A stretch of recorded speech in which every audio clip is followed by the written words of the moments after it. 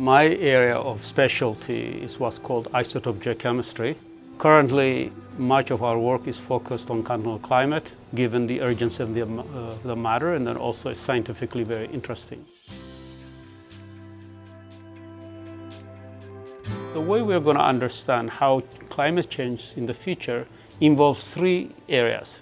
One is to actually look at climate using instruments, so balloons, satellites, and there are people who do that. Another is basically doing numerical models.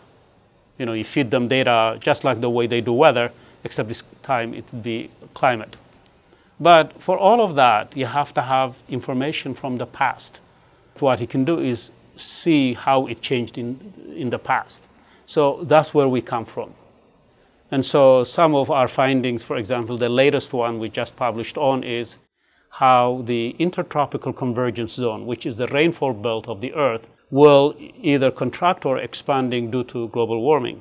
When you look at the full transect and the way we did, you see that the mode of variability is not transitioning from north to south, but rather expanding and contracting.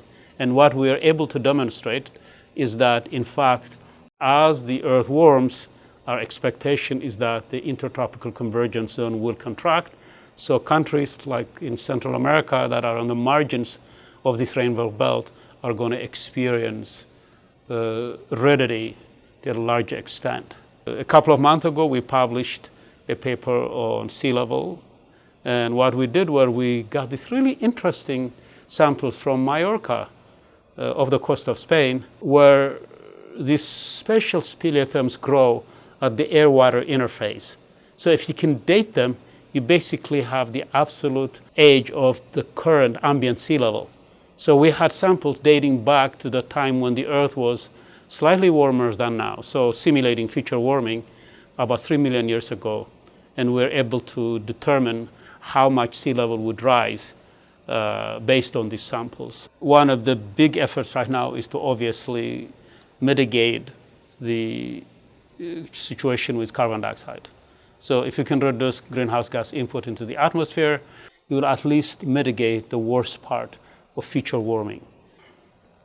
I got into this field because I was interested in international development work. I grew up poor in a poor country. So after doing an undergraduate degree in philosophy and chemistry, I fell in love with science for the sake of it.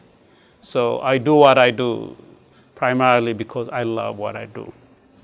I think to be able to wake up every day, work on something with the possibility of this amazing dividend, finding how the Earth works, periodically I can think of a better life.